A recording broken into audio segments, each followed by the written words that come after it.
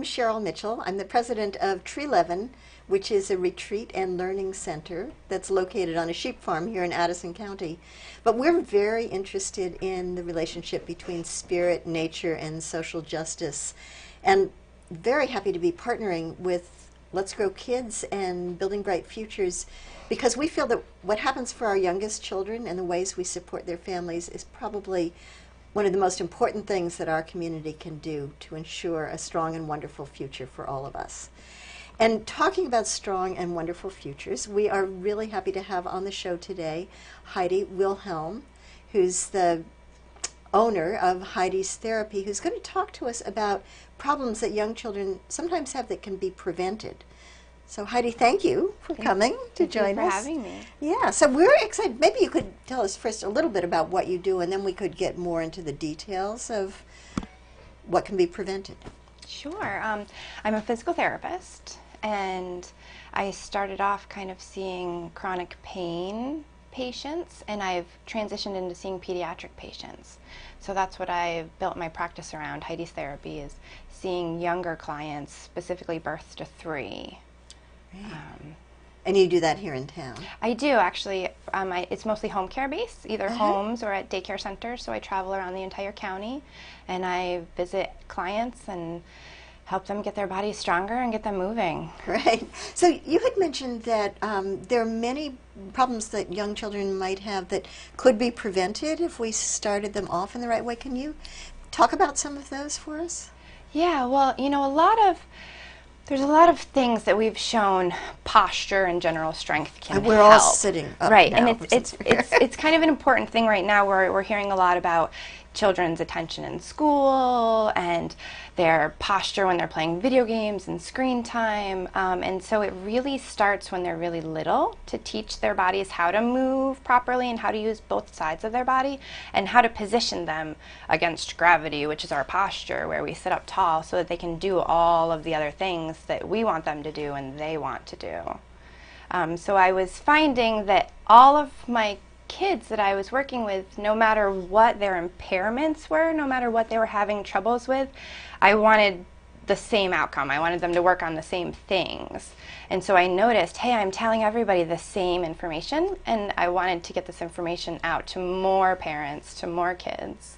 Great. So this is one way, the show is one way to do it. And I understand that you also will go to child care programs or other places in the community to get this information out? Yeah, because typically a physical therapist would see a child with a referral from their doctor. And what I'm finding is we don't have enough physical therapists, first of all, to necessarily address all of the kids that have issues. And a lot of these issues, I think the caregivers could be doing more for the child, or our parents could be doing more for the child, but they just need to know how. And so that's why I am trying to get some more information out to help all of the kids. Right. So could you show us how? Yeah, a lot of it starts from birth, you know, when they're really little, is just making sure that they're moving in all different directions. Lots of times, we'll take our new baby home and we're so afraid that we're gonna hurt them, but they're able to move in all different directions. You know, they're so loosey-goosey. So from the beginning is when we should be changing the positions that they're in. So I'm interested in this because I have a new granddaughter and there's been so much emphasis on having kids on their backs instead of their stomachs to sleep. For sleeping, yes. That I have a feeling that sometimes we just leave babies on their backs. We do. So the Back to Sleep campaign is great because it decreases the risk of SIDS. We kind of had a feeling, some of us had a feeling that the Back to Sleep campaign was going to lead to some different movement pattern problems. And what we're finding is that babies are a little bit weaker than they used to be. They're on their back, so they're just kind of on their back, and the world is here for them, and they don't have to work to be stimulated. Where back in the day when we put babies on their belly, they'd have to look up, they'd have to turn to see things, and they were constantly pushing up. So there's a little bit of a shift in what our kids are doing these days. So during the daytimes we should be... So during the daytimes we kind of have to make up for that. You know, we still want our babies to sleep on their back because if they can't breathe, then they can't do anything else. So it's very important. But then we need to make up for that time. So we need to make sure they're doing tummy time. Tummy time from a newborn. You can do tummy time on your chest.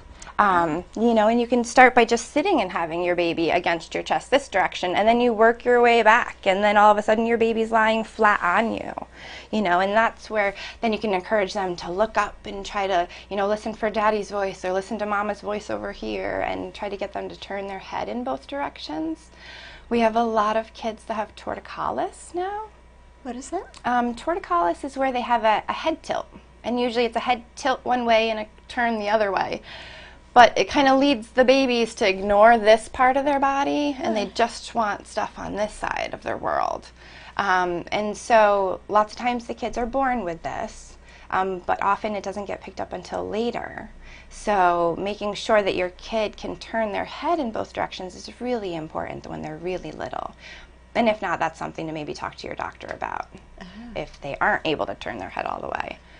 But also, you know, you hear a lot about tummy time, and so I've seen a shift in the parents. They're like, oh, my kid's doing a lot of tummy time. They're on their belly, but they didn't do the dynamic part of it. They're not rolling them or helping them get in and out of from a sitting position to lying down. We're just putting them on their tummy, and then we just pick them up.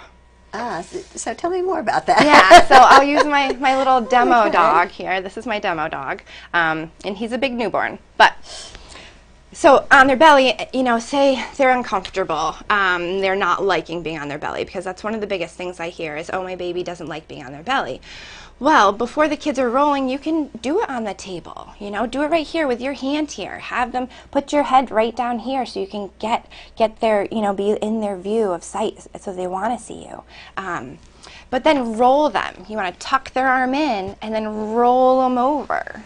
You know, we don't want to just necessarily pick them up and put them in a position. Try to roll them the way they would get into it. And the other thing that's really important is both sides.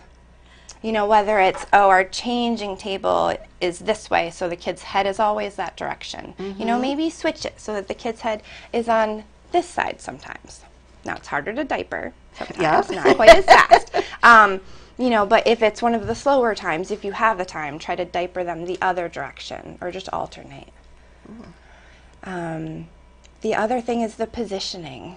You know, a lot of our babies, they're loose, you know, they're a little blobby baby. They don't have muscles to go up against gravity yet. And so they kind of just give in to whatever we give them for support. And a lot of our, what we call kind of containers and buckets that we can put our babies in now. And it lets them sit in the car seat. And then instead of taking the kid out, right, where if we took the kid out of the car seat, he's using his head muscles, he's using his body muscles, we just leave them in the car seat and we pick up the car seat. Hold the car seat around. Right, so that's one thing that I recommend is don't keep them in the car seat when you're not traveling. Take them out of the car seat as much as possible. Is that the same for those, what are they called, rock and plays? Like the standers and jumpers and all that. Yes. So I'm a pretty strong believer in babies shouldn't be in a standing position before they're ready. And how do you know they're ready? They can pull themselves up to a stand all by themselves. And I know, you know, babies have this reflex that when they're, you know, birthed to just a couple of months old, if you stand them, their little feet will go like that and they will stand right up, and the parents are usually so excited. But we don't want to leave them there, because if they're staying up and they're using all the muscles of their back, they're not developing their core muscles. They're not using their abs. And what I've found is... Sounds like baby Pilates. Exactly. That's kind of what we need. Yeah. You know, and unfortunately with some of these standers, it just props the baby up in this extended position. And then usually it's too big, too. So usually they're leaning forward, and then they're arching their back, and that's where they're getting their stability from. But it's not a true stability, because once they try to walk, you can't use your back extensors. You can't use your back muscles. You need like your abs to hold you up so you can move your arms and stuff. And babies who have done a lot of standing and have been in these propped up positions a lot, I find their abs are much too weak, and it doesn't give them the mobility that they need to be stable. Wow. So talk about sitting. Yeah. Do we put them in a sit position? Do we wait until they get into it by Yeah. themselves? I think we should put them in a sitting position. Sitting's very good. They're sitting. Here's my demo dog, and he's kind of slouchy, right? He would be my younger infant. Say he's my younger infant. So I'm not just going to say, oh, here, sit, and then he's just slouching the whole time. I'm going to have him sit, and I'm going to hold his whole trunk up. And I'm going to hold him up here. You know, maybe I put his whole body against me, and I hold him here so he can work on his head. And then he's going to work on his neck strength. So from here, he can turn his head. You know, if your baby is not ready to sit up straight, give him more support. Support their trunk. And then lower it, you know, sometimes after maybe a 6-month-old is just starting to sit, you know, but they're not steady. So hold them low. We don't want to stabilize our kids from their head, Right. you know, or their arms. I want their arms to be free. I want their pelvis and their trunk to be strong. So that's where we should be supporting them. So I think they're coming out with more and more sitting things, equipment for our babies to go in versus all the standards. Like those cushions and Yep, stuff? they've got the bumbos, and you can use boppy pillows, and now they've got some cool like sitting exerciser things. But you still want them to have enough time just on the regular floor. So it sounds like if you have enough time, you can be doing a lot of this for your child. You don't necessarily need equipment. You don't. And that's the other thing that I even try to bring in is you don't need a lot of equipment. A lot of it is just what we're doing and what we're kind of demonstrating to them. One thing about sitting with like your young infants is I see sometimes in the grocery store, moms are so excited that their kid can finally, you know, they can be sitting in the front of the cart. But here's a kid who's newly sitting, and now they're on this really hard surface that's jiggling all around, you know, and they're holding on for dear life, and their little shoulders are up here, and they're doing this. And it's not ideal for their muscles because they're not actually learning to use their tummy muscles. They're bracing with their shoulders. So what I would recommend for grocery carts and other things is to put the kid in it and then put like your purse on one side and stuff a sweatshirt or a towel on the other side. You know, so that if you can keep this part steady, the kid won't have to stabilize with their shoulders as much. And that'll let them relax their shoulders, which will let, as we grow, is how we all have to be, with our shoulders relaxed and our head up. And Cool. Want to talk to us about crawling and creeping? yeah, crawling and creeping in my mind is really important. Some kids try to skip that step in the general development when they're young. Oftentimes the kids that I find skipped crawling, they really like to stand from a really young age. And so I think that's where they got that I'm too strong in my back and not strong enough in my stomach. I think that's kind of where that started. Babies oftentimes will do like a belly crawl or an army crawl where they're on their belly, and that's where I see some kids will start to only use one side. And they'll only use one arm and one leg. And that's kind of the spot where I'll be like, okay, they should be using both sides. We want to pretend we're like that army man crawling underneath things, you know, with both legs. So I think parents can encourage their kid at that level to use both legs. So how do you do that? If you notice that your child's just using one side? So say your kid is here, you know, they're doing a great job with tummy time, but then to get from here to there, they're only using this leg. They're reaching, and this one leg is going like this, right? So what we need to do is get them to roll on this side a little bit and help them bend this one. And that's often all it takes to say, push this one. And then they'll be like, oh yeah, I could use that side of my body. Crawling is really important on hands and knees too. Most kids will go from the belly crawl to hands and knees crawling. I think that's really important. I think it's a really important strengthening tool. It's also really good for brain organization, is this left and right side motion, you know, and they talk about everyone, a lot of us now, we're anxious, we've got depression going on, you know, we've got kids with hyperactivity, coordination issues, and a lot of it, if we go back to crawling on hands and knees and get both sides of our body moving correctly, a lot of that stuff helps to get sorted out. Oh, it's interesting. When I was young, we used to do something called patterning with children that were very young and having well, older children actually that had problems. So.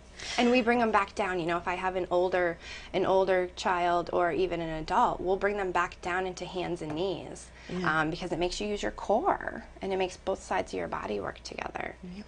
When it's kind of a fun, you know, when they're crawling, the other thing I like to do is have them practice crawling over things. Like you can start, you know, say your baby's belly crawling and they're not going up to their knees quite yet. Start with having them try to belly crawl over your leg, because you can't get over your leg until you go up a little bit, and that's a great time for you to show them how to get to their knees. And they can start by crawling over your leg and then try over a little pile of pillows. This is fascinating, Heidi. So yeah, let's talk about standing. And then okay. Oh, you know what? Let's do one more about sitting. Okay. The other thing that I see a lot, children tend to sit on their feet. So they're either sitting on their feet or in a W position. And there's been some different people that have come out publicly and even said, hey, W sitting is fine. I do ask people to look at who wrote the article sometimes when you read W sitting is okay. From my opinion, this is not a typical natural pattern for our joints and our muscles to go in. What we see is this is what happens when children are weak. They're weak in the hips, they're weak in their trunk. And so they want to widen their base of support, and this makes it easier. And this is why, you know, I'll say, oh, don't let anyone W sit. So, you know, maybe the teacher's like, okay, everyone crisscross applesauce. But then you've got those few kids that cannot do it. You know, they just cannot stay like this. And usually it's a combination of strength in their tummy and opening of the hips. If you have a kid who has always W sat, and they've sat like that for years, and some of these kids are sitting in that position for hours a day, your hips are really, really tight. So when I try to get them into this position at first, I'll put pillows under their knees. You know, I'll take a little towel roll and I'll tape it up, and then this way it'll be in there by their books, so that if they go and sit down and read, I want them circle sit, knees on a pillow.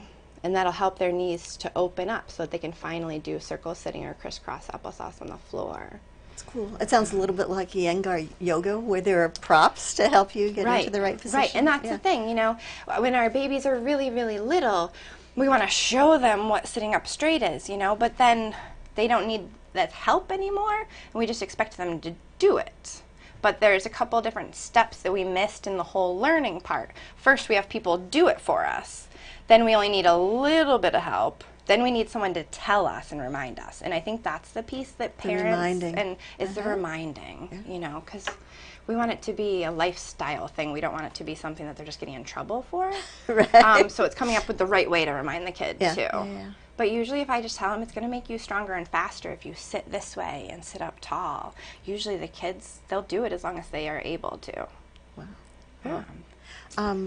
Want to move on to a little bit older age? Yeah, I guess when we get to the walking, you know, lots of times we'll get one foot's rotating in. You know, they're doing everything else fine, but one foot's rotating in. And usually those kids, I will find they're using one side more than the other. A lot of our issues, whether it's pain when we get older, neck pain, shoulder pain, back pain, or if it's a coordination issue, a kid's tripping over their feet when they're walking, something like that, usually we're not using both sides the same. So we work on using the other side. So I kind of have people challenge your kids, you know, especially around growth spurts. That's the other thing, that babies, when they have growth spurts, the kid might use both sides correctly. They have a growth spurt, they're in a totally new body, you know, so they have to learn it again. So if they tend to tilt one way, they're going to need to learn to tilt the other way again. And I use stairs a lot. Stairs are really important, you know. I noticed you brought a stair. I did. You know, I think a lot of kids will trick parents. I'll ask them, are they using both legs on the stairs? And they'll say, yes, they're using both legs on the stairs. And I'll demo a little bit for you. So they'll say, yeah, they're going up with their right leg and down with their left. Okay, well, that's different because I'm using my right leg for the power, and I'm still using my right leg for the power. So my left side's not doing anything. So when I say, look at your kids on the stairs, ask them, you know, once they start going up with one foot, be like, okay, stop. can you switch? And then see if they can go up with the, say, the left leg. And then if they can, great. Now we want to see, can you come down with your right leg? Because that's going to be different. And that's the part that's usually scary, is coming down. Technically, by age 2, the kids' bodies have the ability to alternate stairs going down. Most of our 2-year-olds cannot do that right now. And I think it's a combination of we don't have a lot of stairs to practice. You know, we have a lot of single-level homes or people that are living with other people. We just don't have that extra space. So I say utilize the library, you know, go to your public buildings, go use the rocks. You know, I use the gazebo in town. I use town for things. You know, if it's harder for you to step up with your left leg, I'm going to use the big rocks, and I'm going to have you step on all the rocks with your left leg, you know. And it's just trying to find these other ways around the community that you can practice those skills if you don't have them at home. So what about for a little bit older? Other issues that keep coming up? Posture, probably sitting posture, you know, especially when they're on screen time. Screen time, whether it's a little device like they have, you know, an iPad or a phone, they're usually down here and they're getting sucked into it this way. Or if it's a computer screen, after a while they're getting sucked into it this way. I think having the right size furniture for kids is really important, especially if you want them to be in a spot where they're learning a lot, is have them in the right sized furniture. You know, and if you don't have the right size furniture, and what do I mean by that? It means the kids should be able to sit, and should be able to sit all the way back in the chair with their feet flat on the floor and have their table right about here. And that doesn't happen in a lot of our places, you know, so that's where I say bring in, you know, bring in pillows or roll up the kid's sweatshirt and put them behind their back. Let them have their, you know, make the chair kind of seem shorter this way. Put a stool under their foot so that their feet are flat on something. You know, use a box, use a piece of wood. I don't care what it is, as long as it's stable. That's one neat thing that I learned from doing, you know, home care for so many years is you make do with what you have, you know. I use this stool a lot. This was from one of the hardware stores around here. You know, and if a kid is W-sitting and they're really having a hard time not W-sitting, I say bring that activity up to a table, you know, or have them sit on a stool and use the chair as the table.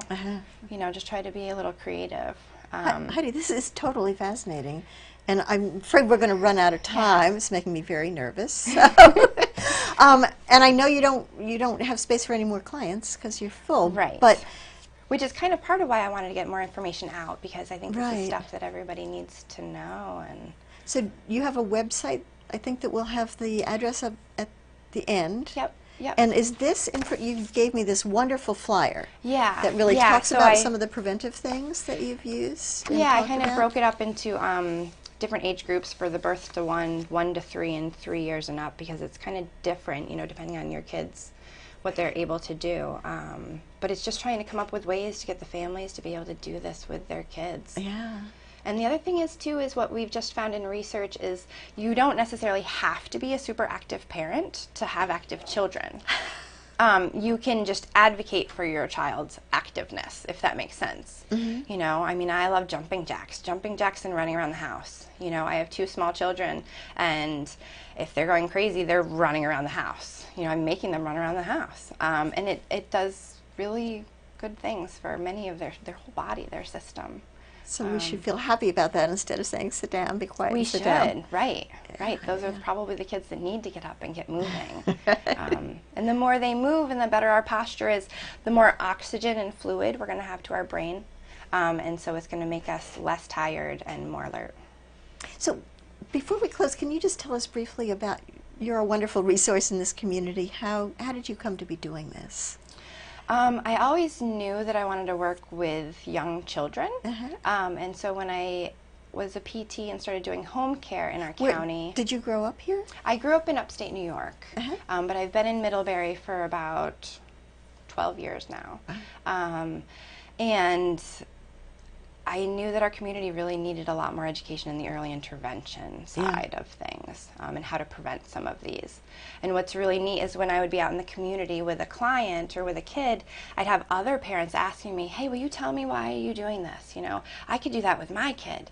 And that's when I really decided I wanted to get this word out to more people. Yeah.